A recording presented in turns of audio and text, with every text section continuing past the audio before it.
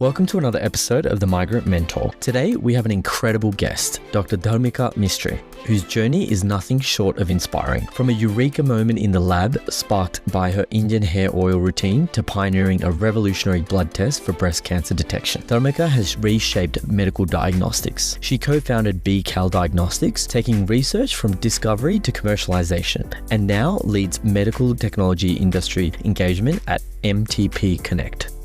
But beyond the science, Dharmica's story is one of resilience, identity, and breaking barriers. As an Indian, born in England, raised in Australia, and educated as a scientist, she's navigated the complexities of cultural identity while pushing through imposter syndrome to become a leader in her field. She's been honoured with numerous awards, including international recognition in Gujarat, India, a deeply personal moment that reinforced her connection to her roots.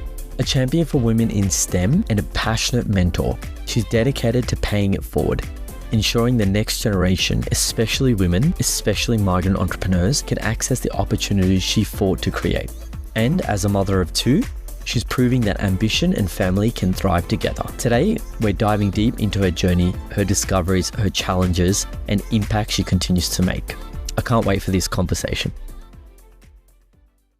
Welcome to Dr. Dharmica Mistry. Dharmica, thank you so much for coming and sharing your journey with us on this Migrant Mentor podcast with Suraj and myself. Thank you for having me today. I'm really excited to have a chat. Good. Really look forward to your insights and hopefully can inspire other female entrepreneurs in the IT industry.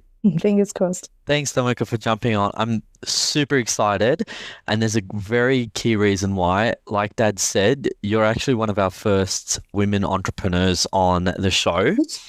And, you know, I've asked a few different women to be part of the podcast, and they've all had a sense of that they're not there yet, or they're getting imposter syndrome, even no matter how successful they have been. I want to ask you, where do you feel like, as a woman in industry that has achieved so many things, did you ever feel like that, or do you ever feel that you get imposter syndrome even now after you've achieved some amazing things? 150%, if that's even a number. Yes. I was an Indian born in England, raised in Australia. That was my first imposter identity crisis. You know, navigating as a scientist into business means that I was traditionally trained as a scientist and didn't really feel like I was a business person. And to this day, there's been all sorts of facets, being female, being a young female at the time of my discovery, and then also just being a brown female on top of everything else, a woman of color. So yes is the answer. I think age is what's helping me, if I'm honest. So the achievements are there. But each time I try to do something in life, whether it's personal or in my career, I always set sort of a bit of a challenge. So I will always have that feeling of imposter syndrome because I'm doing something new or attempting something new or trying to gain new skills. But I don't let it stop me. I think that's kind of the key to everything is, yes, you feel it. Yes, you want to, I suppose, feel uncomfortable enough to be comfortable, if that's such a thing. Yeah. So that's how I navigate that. And yes, I do every day, even as a mum. I feel like, imposter syndrome. Hello. There's no manual or handbook for that. So I don't think we ever reach peak and say to ourselves, this is it, especially if we're ambitious people that are constantly looking to do something new. And I think that's totally okay. How do you think, and I'm going to pass the torch to Dad in a second, but I'm curious to know, there's a mindset shift or is it a personality trait where you use imposter syndrome to your advantage versus having imposter syndrome and not taking action, if that makes sense? Like, you're using imposter syndrome more as, you know, this is my burning fire versus this is my demise in that sense. Yeah, so I haven't always been like that. When I was younger, I definitely needed good people around me to identify that fire and nurture it because I was unsure about whether I could achieve something or whether I was fit for the role or whether I was, had the right skill set to achieve, to do something. And that was a natural thing. I think a lot of women do feel that way. Confidence is one of those things. We really like to be fully across things, most women, before they take on something, to feel like we can do it really well. And that confidence piece takes some time, especially when you're young or you're just coming, I don't know, through your early stages of your career or life. And I guess having those backers who didn't sort of judge me on the skills in front of me, but more my work ethic or who I was as a person, and they could see that drive and they fostered that and pushed it and accelerated it. Yeah. Let me take you to your BCAL and co-founding. I mean, co-founding a high-tech medtech business is no mean feat. I mean, it's just amazing. So maybe take us through that journey, and hopefully through your journey, other female entrepreneurs, may get some inspiration. So take us through that. How did you come up with that? What is it that you do? How did you find it? And of course, you touched on this, the women of color in IT. So walk us through that. What did you do? How did you go about it?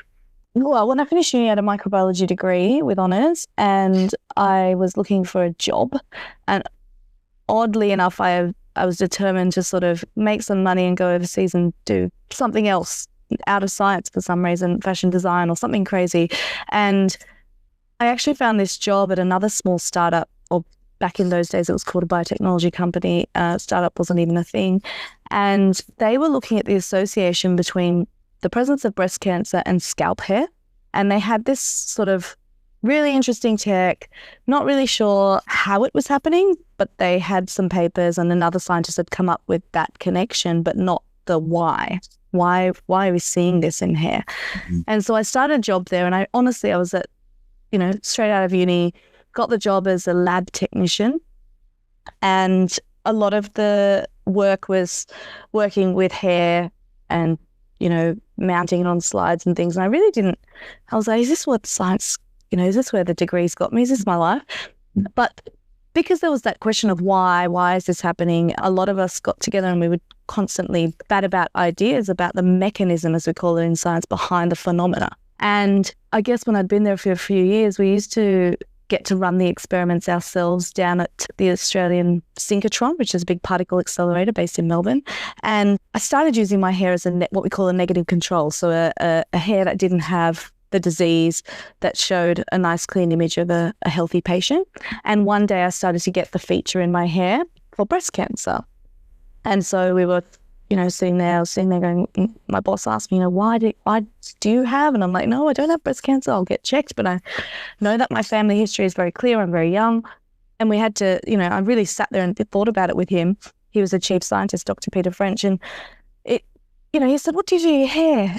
Oh, I don't know. What do I do to my hair? Wash it and do everything. And then eventually it dawned on me, every now and then, like a good Indian girl, I'd oil my hair. And oil is what we call a fat or a lipid. And that was showing up as a feature of breast cancer, or similar. It looked like the feature of breast cancer. And so we were able to elucidate that the potential reason why this was happening was that patients with cancer were somehow, sloughing off lipids into their hair, and it was showing up as a feature, and that's why we were able to detect the disease. And at that point, we didn't know what was causing it, or why. Was it, DNA, protein, lipids? So it turns out to be lipids or fats.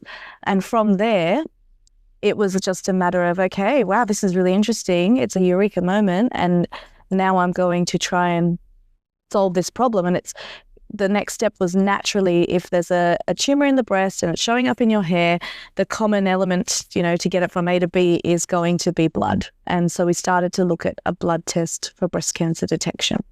Okay. And so the company that you set up, maybe explain a little bit of how about you went with the team that you brought on as well. So the first group, the company where this discovery was made, actually closed down or closed shop. And there was some IP within that company. And obviously, being 22, I'm not going to say I had enough money to set up a business by any means. So there were some associated parties, the chief scientist and two other investors who had an interest and already had a breast clinic where they were doing a lot of one-stop shop for breast checks, who were interested in forming a company. And they said, is there anything in this tech? And we were like, this is the piece that's interesting. And so the four of us founded BCAL Diagnostics in 2010 with the pure mission to, validate this science and try and understand whether it had legs and potential impact to become a blood test for breast cancer for every woman everywhere. That was the goal. So it doesn't sound like you had, at a young age, more an entrepreneurial flair. It was more that it kind of just came along as you discovered this solution to this problem. Would that be right in saying that? Absolutely. Absolutely. The turning point was making that discovery, I guess, into that. So a lot of, traditionally trained scientists, we have very academic backgrounds, right? The skill set are very academic. And when you start to think, oh, well, this might have legs for, more than that, you need to have a commercial sort of view of things. And that back then, especially, and even now, sometimes can be considered the dark side. So at being 22 and not having, a million papers behind me and all that kind of stuff, I had some, it was a little bit of it was a big jump actually for me to consider, stopping all academic progress and just jumping into commercial. That was a high risk thing to do. I think I've never been I now call myself an impact scientist, but that's a hindsight thing. I've never been one of those people that can just dilly-daddle in some sort of thing for years and years and years with no impact. And as soon as this had potential impact or potential legs, I felt the spark of, okay, I want to do this and I want to see it through as long as I can. And I would like to learn all the skills I need to do along the way to figure that out. Luckily, again, I had mentors and coaches and people around me that encourage that behavior. So it's like, it isn't the dark side. These are the things we can do. We put a patent in, we formed the company, the type of research changes a little bit because you start to think about, okay, how is this going to work so that it becomes a commercial thing in the next X amount of years? It's not, this infinite timeline where you can just keep researching something. So that really changed me. And obviously when you're forming a company and you work with people that are of commercial mindset, you naturally start to learn and think that way. And that's a lot of what happened to me. In terms of the team, because of course, as you know, having the right team is the make or break. How did you go about pulling the team together, the founding team and working with them? Yeah, so I suppose it's a couple of things. There was two of us that were the founding scientists and then two that were the founding of the business. And I think that was a great balance at the time because it was such early stage back of the napkin stuff that really we needed core science heavy skills at that point in time to get it to XYZ. We raised from high net worth individuals for most of that time, and the goalposts were smaller and closer together. So it's kind of like, let's validate this many, samples, decide whether it has legs, no go or go. And we did that for a few years. I also decided to take on my PhD at that point in time and work towards becoming, more senior within the, taking this means you need to sort of have that background, chief scientist role, all those sorts of things. So I was upskilling and learning, and then the people around me were also the right people with the commercial mindset to help the business grow. We didn't need too much in those early days except to validate the science and absolutely be sure that what we were doing, embarking on, had potential, true potential. So it's a combination of technical skills and business skills. Correct. From the business, yeah. Absolutely. You touched on a good point earlier where you said that it's kind of like the dark side. The commercialization is the dark side. I feel, and I'd love to get your take on it, I feel like, UNSW, Macquarie, UTS, they've got some amazing research that's happening, even in healthcare or biotechnology. Where do you think that gap is, or where do you think that challenge is that we're not converting possibly a lot of great solutions to real life world problems into, scalable businesses? It has come down to skills and funding. So funding is always going to be a challenge in our sector because it's what we call usually in healthcare and life sciences deep technologies, which take a really long time to get to fruition. You have to cover a lot of compliance and validation through clinical trials and regulation. And then there's a really tricky purchasing process at the other side, right? These are not direct to consumer products usually. They are usually going through a very complicated healthcare system with complicated decision making and complicated purchasing pathways. And so that can sometimes, really, well, if you go into it a little bit naive, which some people can, it's like, I've got this great idea, which I was probably one of them, you start off thinking everyone's going to buy it, but no, that's not how it works. There's a whole series of things that take a number of years to get there. That's the first thing. And then skills. So I've just told you that I'm a scientist traditionally, and I've come up with this great idea, and we really have to think about who are the right people, as Kimji just asked, who are the right people to take something all the way. And sometimes a lot of, I was fortunate enough to be one of those founders that could be at the helm, but there are lots of scientists that are just not made, or engineers that are not made for leading it, but great as supporting, R&D and technical things. And so finding the right people and skills you have to bring in to get there is a complicated task as well. And that stuff costs money as well. Regulation, regulatory consultants, clinical trial officers that come in and help you set all that stuff up is what complicates things in the commercialization space, particularly of science. And I think that's, your role at Cicada, for example, has been instrumental, I think, in helping you, but also, generating that network. So maybe touch on the importance of that ecosystem, having the right people around you. Maybe explore how that's shaped you as well. Is it attached to a university, first of all? So if someone wants to go through that, because it's a very predominant name and brand out there in Australia, where's the association there? They're independent. They were founded by universities, but they run as their own business entirely. You do not need to be part of any particular university to be a part of the Cicada Innovations Network or group at all. I was actually a resident, as they call them. So BCAL was in Cicada Innovations, so I was a resident before I actually worked there. And when I stepped away from BCAL, they offered me the role there to consider being the head of medtech and biotech, and that's what I was doing. And I looked at the opportunity and thought, well, I've got a decade of founder experience under my belt, and this is what I can now give back to the community through this role. And what I found in my life is the earlier people intercept you with this sort of guidance and advice and feedback, the better it is for you on your journey, right? And also not flailing on your own, having opportunities, whether it's through being a part of the Cicada incubator or, the home that it is of a community of people doing like-minded things, or whether it's some of the workshops and things that come through. Those are the ways that I was able to pay it forward. And the network, I guess, changes. So when I was at BCAL, there was some academic network conferences and things like that you make networks. Then there was the commercial side. But when I was at Cicada and where I am now at MTP Connect, which is another national incubator for the life sciences, your touch points are with everybody in the sector. So you're working with academics, you're working with SMEs and startups, you're working with government, you're working with consultants that, lean into this space. You work with international groups that may have similar, ethos and vision and values. So that network is critical, I think, to progressing any of these sort of ideas.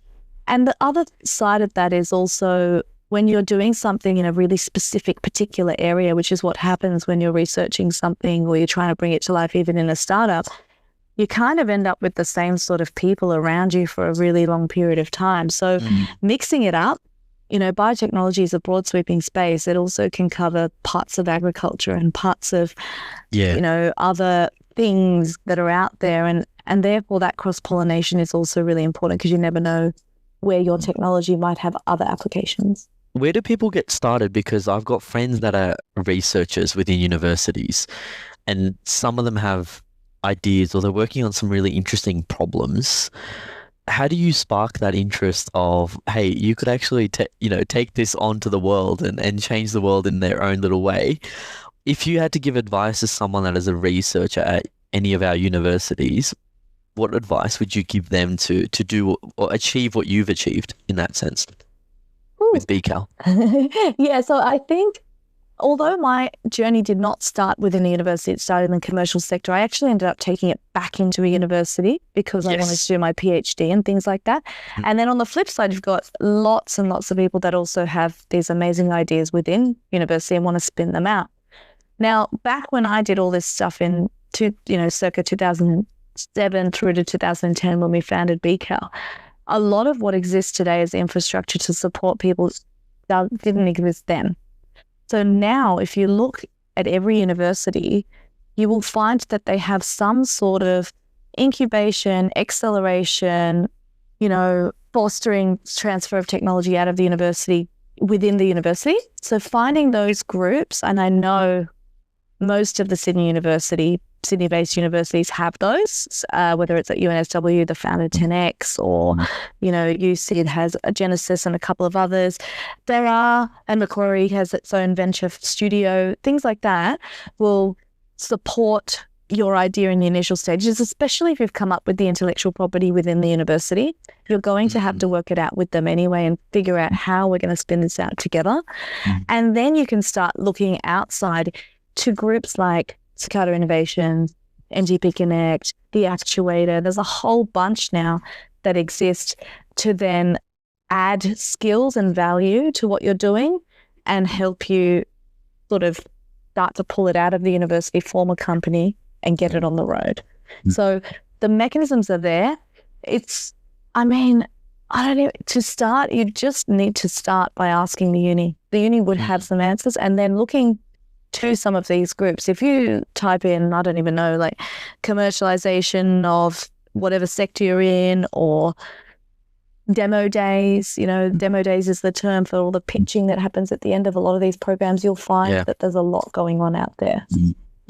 Dharmica, the difference in personalities, or let's say personas, of your scientific background versus your entrepreneurship, when you were building a business, how much did that conflict? A lot. Do you think it conflicted? Yeah. Well, for me personally, I didn't limit myself to what I could be, right? And I believed I could upskill myself with the right people and the right support and the right training to do anything I wanted outside of being just a scientist. But a lot of the time, majority of the time, I've been pigeonholed into just a scientist. Now, if I seriously was that much of just a scientist, I would absolutely hands up say not fit to lead, not fit to do, CEO material, whatever it is that business people think I'm limited to being just a scientist. But I don't believe that. I'm a very honest person with myself, and I know what skills I lack and what skills I need to work on. And look, even was it last year or the year before, I did my Australian Institute of Company Directors course because I know my governance and finance skills could do with beefing up, and that's what I did. And I'll do that for myself always because I am conflicted, but it's not even about my own confliction. It's about how people view you. If you're a traditionally trained scientist, a lot of the time what I felt was being pigeonholed into, hey, you're just a scientist. Like, yes, you've been able to help us with X, Y, Z, but at the end of the day, you're not fit to do X or, lead a company or do this because you're still just a scientist. It's like, well, actually, I can be multifaceted. That's my view on things. And that's what I think any young woman of color entering this space, that's what I would be thinking. I am always capable of more than just where I started. I can always expand my skill set and my network. Those are things you can do at any given time, and we are capable of doing more than one thing. Just on, you have touched on, we started it as well, women of colour, particularly in Western kind of countries like Australia. Have you seen a difference, and how have you been able to navigate that with, female entrepreneurs not with colour? What's your take on that? Yeah, I think the part that's always going to be difficult is the network piece. My parents didn't have tertiary education. We were, my brother and I, the first to sort of have that in our family. And a lot of the time you're working 10 times harder and smarter to try and get up to where other people are to access the same opportunities. I do believe that that's a thing for people like me. I wasn't afraid of doing that hard work, but it's it's not even having a chip on your shoulder. It's what I was referring to earlier. It's how other people perceive you when you walk into a room. Oh, okay, this is you. Well, you haven't really got the experience of this, or maybe you don't have the background of this. So establishing those networks, I've done it now, and it's taken me years, and I've done it on my own. And I did it by pushing myself outside my comfort zone and interacting and engaging with people of all groups and associations, right from, VCs through to government, all the different people in between, not just through my job. I did it when I was at BCAL. I did it when I was at Scada. I do it now that I'm at MTP Connect. It's just a thing I do. And that helps me to, bring opportunity to myself, I suppose. And I encourage people that have a similar background to me to do the same. Nobody's going to do it for you. You can always reach out to, a lot of people reach out to me, lots of different ethnic groups that are coming either from overseas with new ideas or technologies, or people that already exist in the ecosystem that are studying at uni and want to talk to me. I will always say yes and make the time, even if it's a 15-minute chat versus an hour. And the biggest thing I can do for free, with my time being the value there, is connect them to the people they may need. And I am always happy to do that. And that's probably the biggest gap, because my parents don't have those associations that they can just call and be like, hey, I know so-and-so in this sector that I could just absolutely do that for you. Yeah, no, great. Where do you think you had that, I'd say it's curiosity, but where do you think you gained that kind of hustle? I think that's honestly the Gujarati in me. like us. Yeah, exactly. Being Indian gives you the resilience, the perseverance. Being an Indian child of immigrant parents gives you an extra hustle layer as well, right? Yeah. You see your parents working so hard. You see the things that your grandparents have had to do when they moved countries, and it just is a natural part of achieving. My parents actually aren't tiger parents that, you have to become a doctor. They were never like doctor, lawyer, this, that, and the other. They just said, what it's going to take to earn a living. You've got to survive out there. Do what you love and figure it out, kind of thing. And that's what we do it well, though, right? And so that hustle comes from just always having a really high bar, I suppose, for yourself, and doing a good job. Even if we're just cooking a dish, it's like we all take that quite seriously in life. In my household, it's like, we're going to do this and we're going to do it well. So it's just doing things, doing them well. And I definitely think that's the Indian in me. And, science gives me the tools to do things, but my background gives me the perseverance and resilience to keep going. We just don't give up, because look at where we are and who's been before us and what they've done for us to be able to be here. Especially in the cultural aspect, I find our culture is very driven by expectation, and let's face it, it is very judgmental. And if you're not resilient, or you don't have the grit, or you don't have the hustle, I feel like you're kind of closed in. You won't jump out of that, right? Would you say that is a fair statement? Absolutely. And you can easily become, it can go one way or the other. I suppose you can either become complacent, or you can get really down and just think, well, this is the best I'm ever going to be.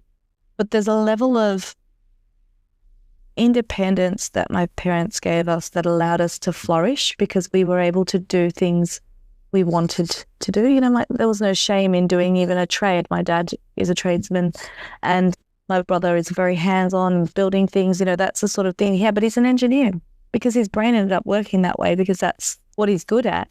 And for me, it was similar. I wasn't, science is 50% theory, 50% practical. And it's that solving of problems, really, you just want to finish something and find the answer. So that's kind of how I naturally gravitated towards it and loved it. And that's just what happens. There's a definite creative side to all of us and that. And I also think that comes from culture.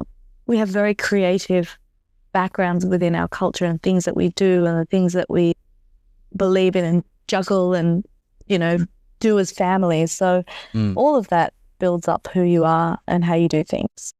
Just on looking at your list of achievements on LinkedIn and Wiki as well, you were obviously a list of awards, but the one that you received in Gujarat in India as non-resident. Tell us a little bit about that. I mean, that's a hell of an achievement there. Yeah, that was really, really special for me. because although I'm Gujarati and I eat my dal bhat and do everything that Gujaratis do in my own home, I still am, second generation or third, even if we count my grandparents and my parents, and everyone's born everywhere and we're nomads of the world. And sometimes a lot of people are in the same position, you don't really belong anywhere.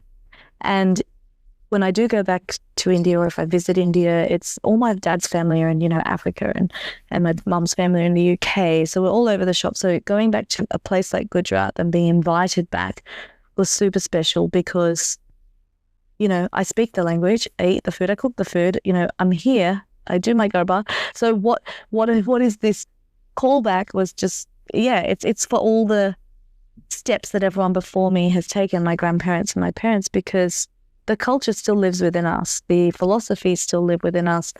And to go back and it was such a diverse crowd as well. It was everyone in arts and film and science and sports all coming together from around the world and being recognized for that from all the way in Australia was a very meaningful recognition, because it means no matter how far you go and no matter what you do, there's always some level of home and feel, you're still Gujarati, basically, is where I'm trying to get at. No matter how far you all roam, there's one around every corner and we will come together if we're called. Was that the Bharatiya Pravasi Award? Yes, yeah. It was they basically honoured a few of us from Australia. So there was an author and a doctor and myself, and we all just, we were out there and celebrating together, and it was really special. Yeah, good. You've won heaps of awards. How do you think that's kind of helped shape what you're doing now? Do you think it really helps contribute to, how people look at you and how people give, say, I need advice because, she's won these awards or things like that? Sometimes I think to myself, the awards don't define me. They're lovely things to have, but I'm still my own person.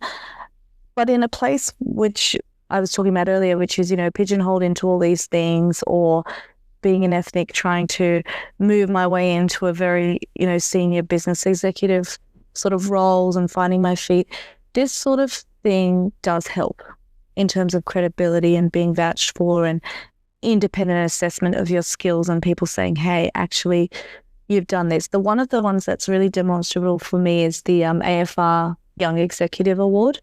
And that was literally, I hadn't even really, it was 2016. So the business had been around for a few years, 5 years, but I was thrown into a simulation as a CEO for a day. And that's how you kind of earn that stripe. They get you, they grill you, they put you on in this real life simulation for the day. And I, as a scientist, to come out with that achievement felt really good, because it was like, holy crap, I can do this and I do know what I'm talking about and I can be a business person. That really cemented that confidence in me. So there's a level of confidence, there's a level of credibility, and then there's obviously making your family proud and your parents proud and your children proud. Those sorts of things will hopefully be things that my kids will find cool in the future. If they think I'm cool at any point in my life. But those sort of things do help. They help. And especially for confidence, I'd say that's the bottom line as well. Yeah. You also mentioned, Dharmica, about your obviously being Gujarati like us, and your teplas and your curries and the albats, whatnot, but your garba. How much has that culture, because like us who grew up in the UK, like Suraj, you were born there, you've kept on with that. How much of that has what we're finding as a bit of a trend of keeping hold of your culture has had a big impact on a lot of the people that we've interviewed? How has that helped you? I think that's absolutely true, because when you are all born, including my parents, in different countries, you have to anchor to something that's home. And that's where the culture comes in, right? Sure, things flex and change over the decades or years, or each time you move to another country. If you were living in England, being Gujarati is a whole different experience to being Gujarati in Australia, where the community in the 90s was very sparse, and things were not happening as often in places. And now it's changing again. I went to Garba last year and this year, but I went to a smaller one this year, but last year was huge. And I was like, wow, this is ticketed now. And it's like crazy. And you think, wow, okay, the community's come a long way.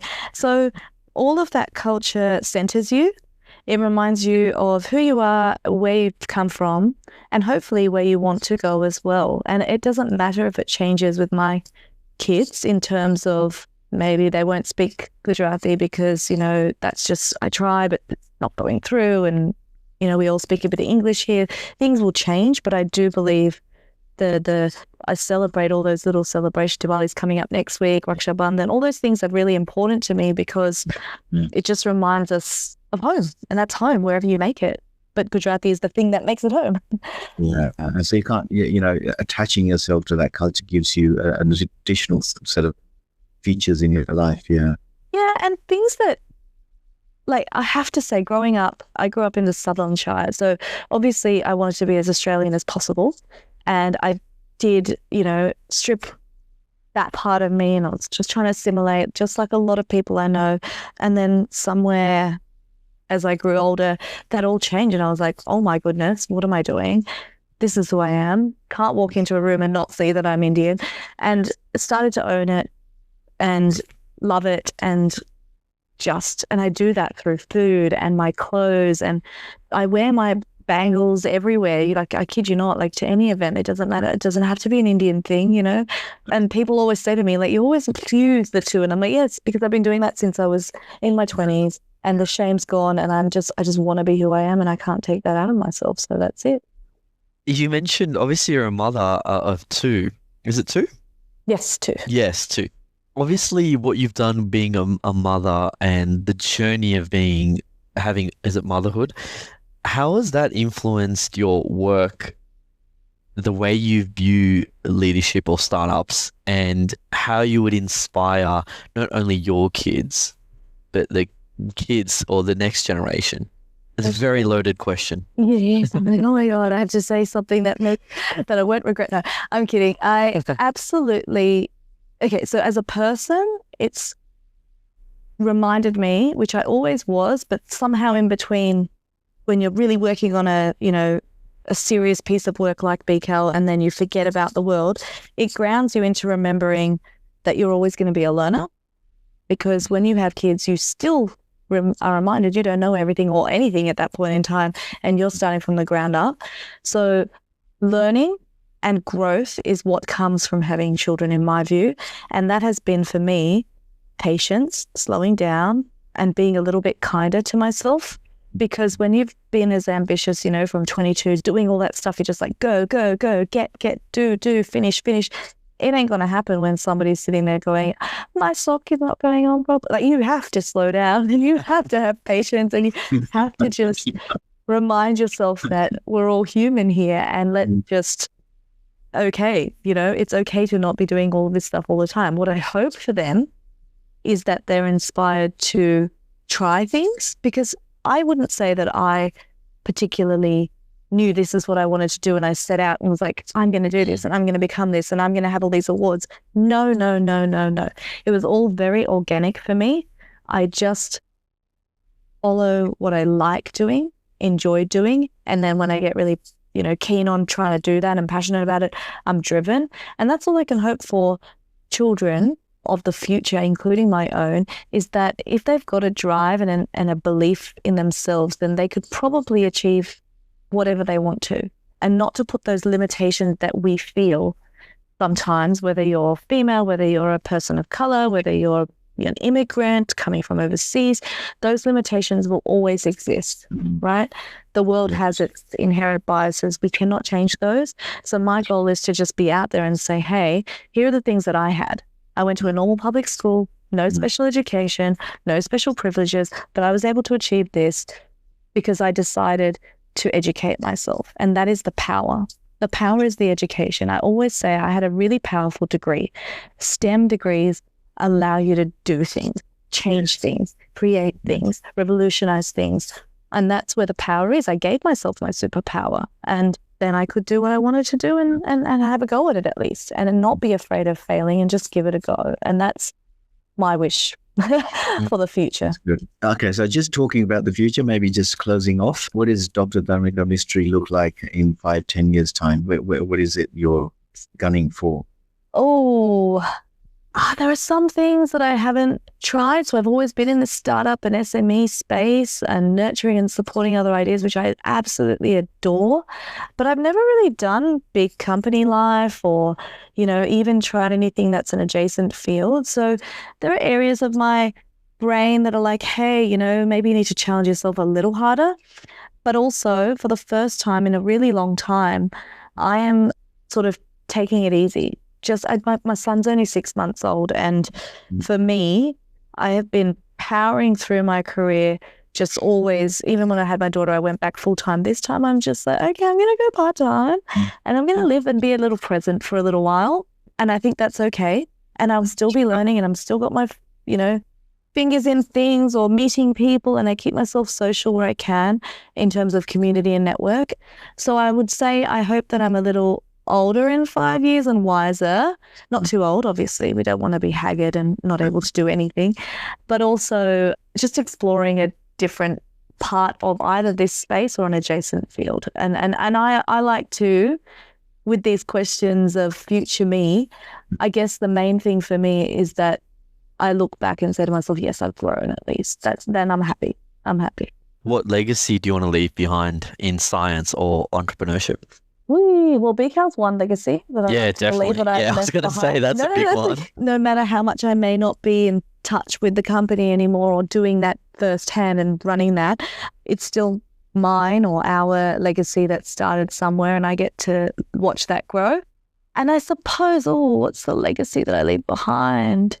Paying it forward, and that sounds like it doesn't really mean anything. I suppose breaking the mold. I know that sounds so stereotypical, but if there's one thing I've noticed about the way people react to me is that I say this because I don't like stereotypes. So breaking the stereotypes of what a scientist looks like or what a person can be and achieve. So breaking that mold around where science can take you is what I just want to demonstrate. It is such a colorful space, and you can be in anything from, if you love fashion, you can be in textiles in science. You can be in ag, like I said earlier, or you could be in health. Like there are so many different facets that a STEM education can take you. So if I can be one example of that, then I'm happy. I'm happy to bring that to the table. All right.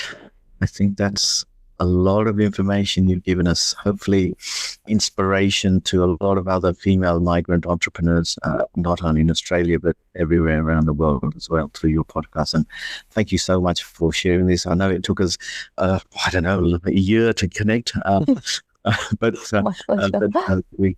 it's been an absolute pleasure, and we should have some fafra jalebi.